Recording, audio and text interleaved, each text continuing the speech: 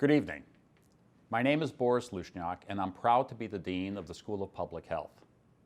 At this unique moment in world history, our field is in the public eye like never before during our lifetimes.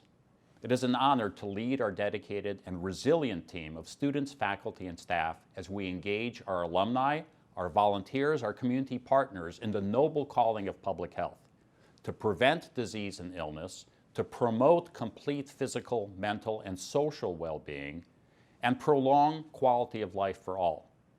I want to thank our gracious host, Dr. Robin Machenhop, and congratulate all 10 of our special award recipients tonight.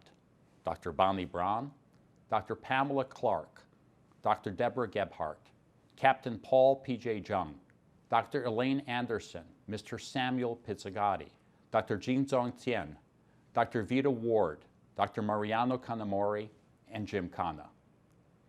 Your leadership and dedication to our school is truly inspirational. We have a lot to celebrate, and I'm happy to share some highlights about the current state of the school with you.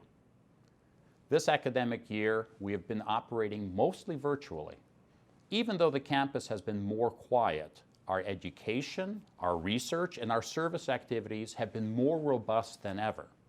And we look forward to a more normal mode of operations across the campus for the fall semester. One of the things that sets us apart as a School of Public Health is our student body. We've got an amazingly diverse and talented group of almost 2,300 undergraduate students. More than half of our students are from underrepresented racial or ethnic groups, and many are first-generation Americans or first-generation college students. We stand out among our peer schools of public health for having a large and diverse undergraduate student body and for being able to provide personalized attention and mentoring for our more than 400 graduate students. Last December, we received a tremendous boost to one of my strategic priorities that will transform the student's experience. In honor of Robin Machenhop's retirement after 21 years, the Robert Wood Johnson Foundation donated $1.5 million to our school to help fund the creation of an Office of Public Health Practice and to help broaden student access to college education and applied public health experiences. We have started a formal effort to centralize and expand our relationships with community partners, with agencies and with employers that will make more hands-on experiential learning opportunities available to our students, both inside and outside the classroom. An example of public health practice that the new office will nurture and grow is the work by Ellie Pope, a PhD candidate in health services, to evaluate the Baltimore Health Corps, a program established in June to address the health and economic costs of the COVID-19 crisis, by training people who lost jobs to be community health workers and contact tracers. I want to celebrate and commend several of our faculty members for their recent success in securing new research funding from a variety of sources and raising the profile of the school. Dr. Don Milton leads the University of Maryland Stop COVID study, which accepts participants from the university and the surrounding communities and studies airborne virus transmission and mitigation. Don has been an international leading voice advocating for masking and other occupational health standards. He recently received a gift of more than $2.5 million from the Flu Lab to enhance his research on influenza and other airborne infectious diseases like COVID-19. Two faculty members, Drs. Ji Shen and Gwyn Nguyen, recently received NIH R01 grants. Dr. Chen's $2.3 million award will promote care coordination for African American and Hispanic adults with Alzheimer's disease and related dementias. Dr. Nguyen's $3.3 million award will use Twitter data to characterize the racial climate across the United States and how it impacts adverse birth outcomes.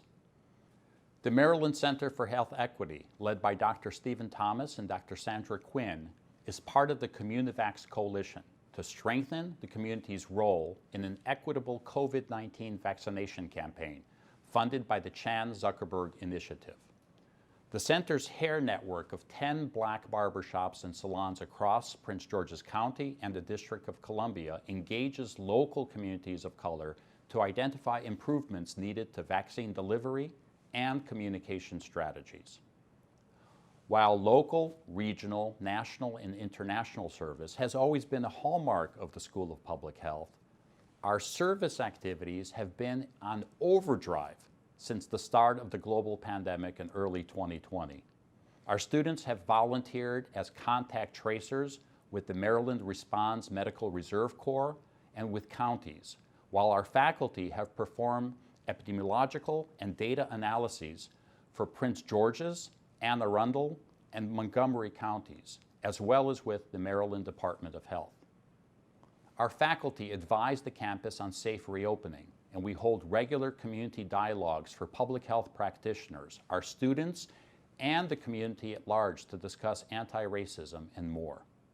We've published a weekly happiness and wellness newsletter, and with help from a new $3 million gift from the Pizzigati family, we're preparing to launch the Carabel Pizzigati Fellows Program next academic year that will place public health and policy students into impactful internships with national organizations that advocate for children, youth, and families. To succeed as a school, we rely on generous philanthropic support. This academic year saw record levels of donor investment, bringing us to more than 170% of the school's goal for the Fearless Ideas campaign, which ends in December. We also had our most successful Giving Day in March, when alumni, friends, faculty, staff, and students helped to raise more than $220,000 for the school and its programs. Thank you to all of our donors, many of whom are here tonight.